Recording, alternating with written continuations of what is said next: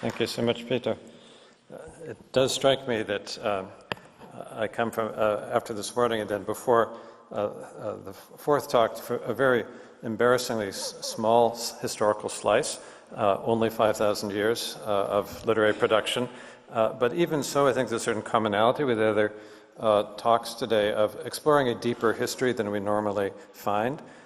In my case, going back to the earliest case, and in a certain sense, the explosion that creates the universe of written literature comes about the third millennium BCE with the discovery of writing and all that it can do.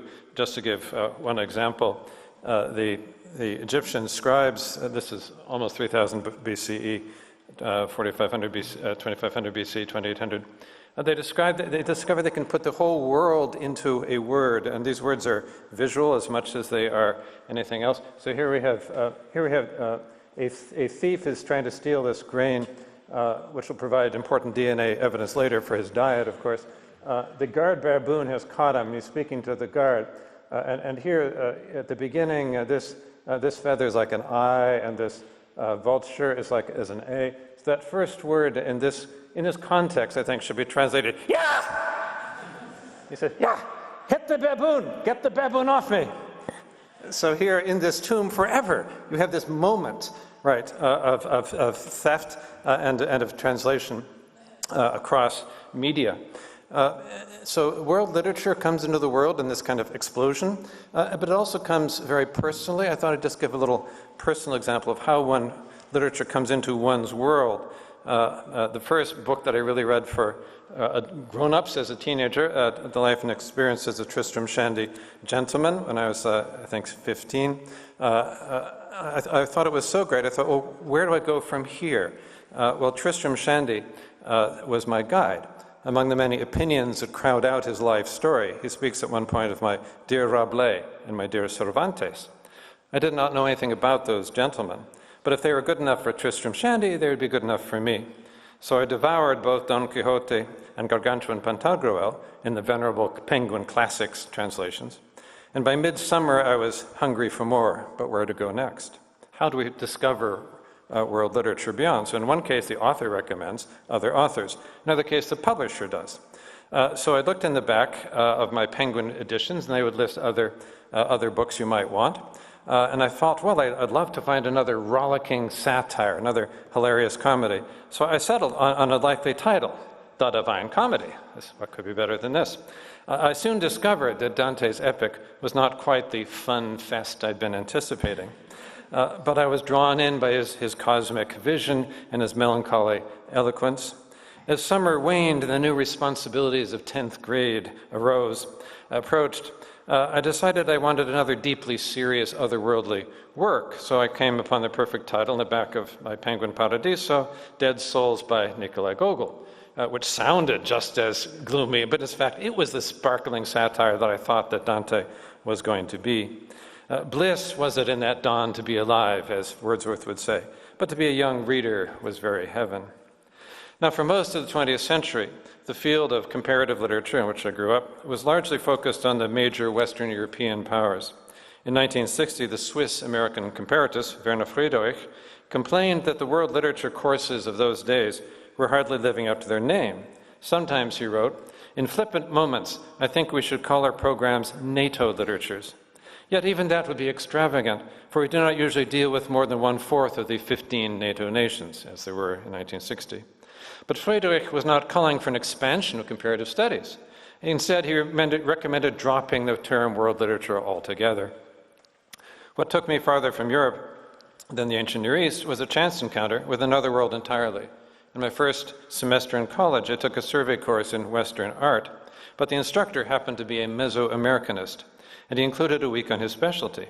I decided to write my term paper on a massive statue of the Aztec goddess Coatlicue, mother of the gods of mortals, adorned with a necklace of severed hands and hearts, crowned with a pair of serpents in place of her head. Looking for some insight into its uncanny iconography, I came on a book called Aztec Thought and Culture by a great Mexican scholar, Miguel León Portilla, who quoted many of the Aztec poems to illustrate their worldview. I thought the poems are strikingly beautiful, even in a translation of a translation. And I determined to study the language one day if I had the chance. 4 years later, I found a graduate course in Nahuatl, taught in the anthropology department. No one in literature was studying this material. When I asked my director of graduate studies for permission to take the course, he threatened to throw me out of his office window. This was on the 8th floor of the building. It was a momentary sense of vertigo. But he did let me take the course. And so now I can bring the original into class along with the translation to let my students hear the eloquent irony with which the Aztec poets came to terms with the loss of their pre-conquest world. Here's just one example. Keskishkotzkatli, keskishkatali tatilo, oh, akachalchutli, ak atelquitlat. How many jewels, how many quetzal plumes have been destroyed? Oh, though it was jade, though it was gold. But then he changes in the middle of the stanza. In ma'ika anshonawiakan, ma'ika anpopuliwi a in tota okol ante pilwan. So, they may be happy, for surely too will perish our sorrow, my lords. Then it goes back. In ma'ak ampapapaki ontoyolo ye'ewa intal tikpak, zan kolatishi ton tishimati, zan tito tanuiko yenikan. So let us now rejoice within our hearts, all who are on earth. Only briefly do we know one another. Only here are we together. But now he changes again. Makashita koyakan ante pilwan, ayak, mokautias intal tikpak. So don't be saddened, my lords. No one is left behind on earth. During the past quarter century, the study of world literature has expanded dramatically beyond the range of the NATO literatures, even more than NATO has expanded. The students and faculty in my department at Harvard are working now in a host of languages that had rarely, if ever, found a home in comparative literature before. Arabic, Bosnian, Korean, Polish, Wolof, Yiddish, along with French, German, Spanish, Russian, and English. It's been the great intellectual adventure of my life to help expand literary studies into something approaching a global reach. And this hasn't only been an intellectual endeavor, but an ethical and political one as well. As Miguel León Portilla found with Aztec poetry, literature offers us an exceptional mode of entry into the thoughts of people who are different from us in space and across time.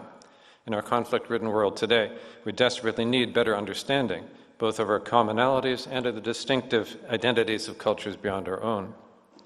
That said, we can't forget that languages can always be used as weapons. As the grammarian Antonio de Nebrija declared to Queen Isabella of Castile in the fateful year 1492, siempre fue la lengua compañera del imperio, language has always been the companion of empire. Throughout history, conquistadores have always done their best to suppress local languages and to impose their languages and their literature in their place. Of the thousands of painted books that the Mayans treasured at the time of the conquest, only 4 survive today. In 19th century Europe, nationalists frequently suppressed minority languages and dialects, from Irish and Welsh in the so-called British Isles to Alemannic and Romansh in Switzerland. The persisting afterlife of such linguistic nationalism is well illustrated by a decree that Mussolini sent out, forbidding people in Istria to speak or, interestingly, to sing in Croatian. This was a major concern for the editors of the first journal of world literature, the Acta Comparationis Literarum Universarum, here we get to the universe of literature, which was founded in 1877 in the Transylvanian city of Cluj, now Romania. As the lead editor, Hugo Melzel, observed in the inaugural issue of his journal, by now every nation demands its own world literature without quite knowing what is meant by it. By now, every nation considers itself, for one good reason or another, superior to all other nations. Instead of giving free rein to polyglottism, every nation today insists on the strictest monoglottism, by considering its own language superior or even destined to rule supreme. This is a childish competition whose result will finally be that all of them remain inferior. Meltzer was probably the first person who ever compared the less commonly spoken literatures to endangered species. As he wrote in the same essay, in a time when certain animal species, such as the mountain goat and the European bison, are protected by strict laws, the willful extinction of a human species, or its literature, which amounts to the same thing, should be impossible. He went on to condemn a recent Russian ukaz that had prohibited writing Ukrainian in Ukraine. He's outraged. He said, this would be a greatest sin against the Holy Spirit, even if it were directed only against the folk songs of an obscure horde of Kyrgyzs instead of a people of 15 million. These are words that remain all too relevant today. Languages can be weaponized, but they can also protect local cultures from absorption by foreign powers. As George Steiner, who won the Balzan Prize in 2009, remarked in his book After Babel,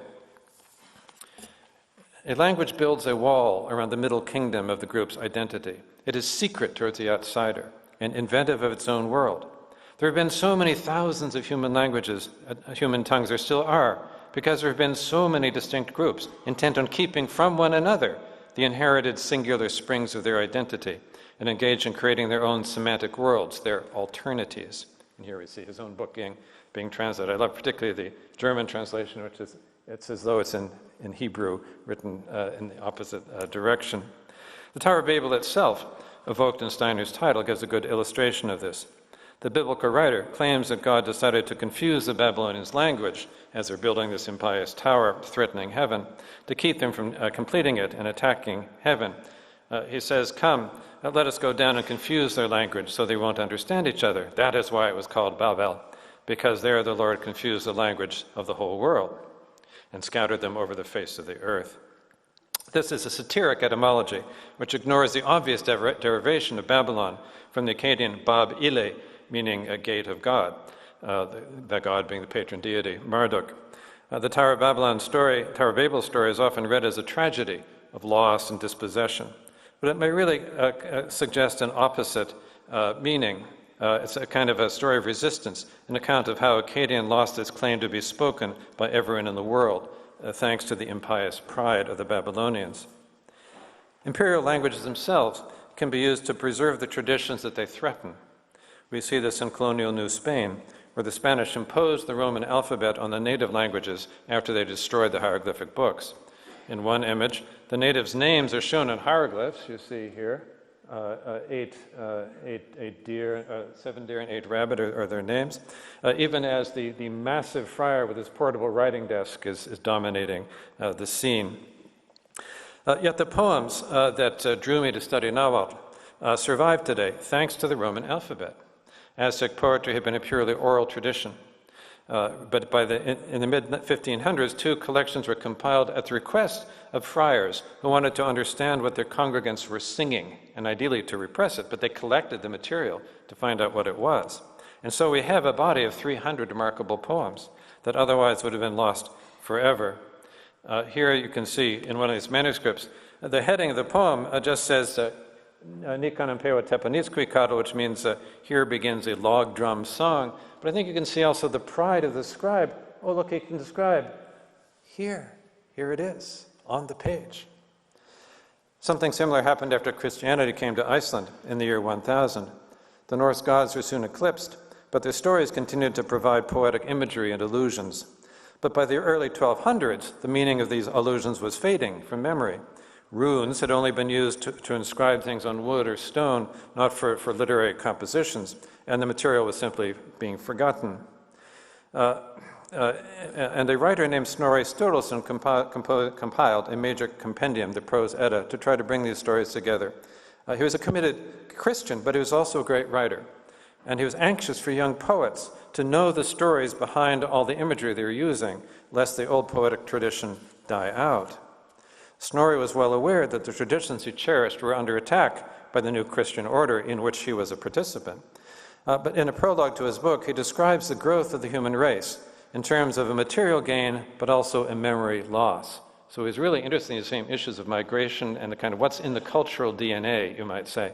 I think it's not just metaphoric to speak of it that way. He says, and I quote, "As the population of the world increased, the great majority of mankind, loving the pursuit of money and power, left off paying homage to God. This grew to such a pitch that they boycotted any reference to God. Then how could anyone tell their sons about the marvels connected with him? In the end, they lost the very name of God. And there was not to be found in all the world a man who knew his Maker." Now, Snorri is supposedly talking about the ancients who forget the true God, whose name will come back with Christianity. But his book is devoted to telling young poets about the marvels performed precisely by the pagan gods, whose names are being boycotted under Christianity. This concern for cultural memory is expressed within the Prose Edda by no less a figure than the chief god, Odin. Two ravens sit on his shoulder.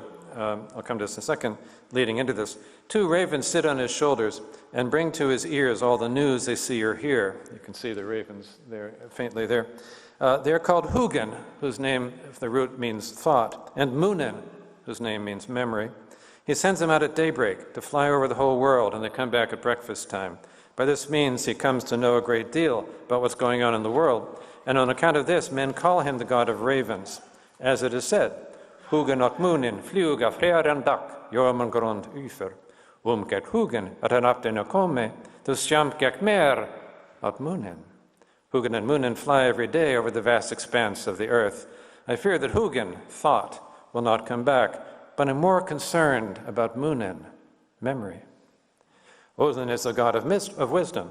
He is blessed but also cursed with foreknowledge, virarigya.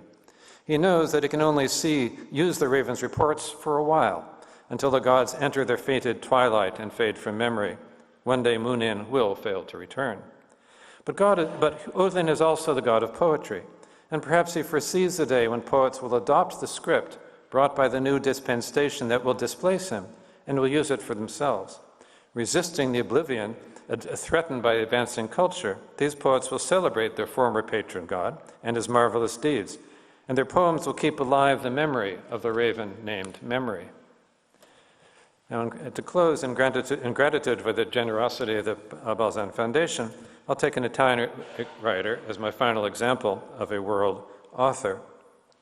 Italo Calvino was an anti-fascist like Eugenio Balzan, and like Balzan, he spent most of his career in publishing, in his case not in Milan but in Turin, working for Einaudi. In my favorite of his books, I think his masterpiece, Le Città Invisibili, Calvino builds on the lasting memory of a worldly work by a great Italian predecessor, Marco Polo. Calvino imagines a series of conversations between Marco Polo and Kublai Khan in the emperor's twilight garden during the years when Marco was supposedly a roving ambassador for the Mongol emperor.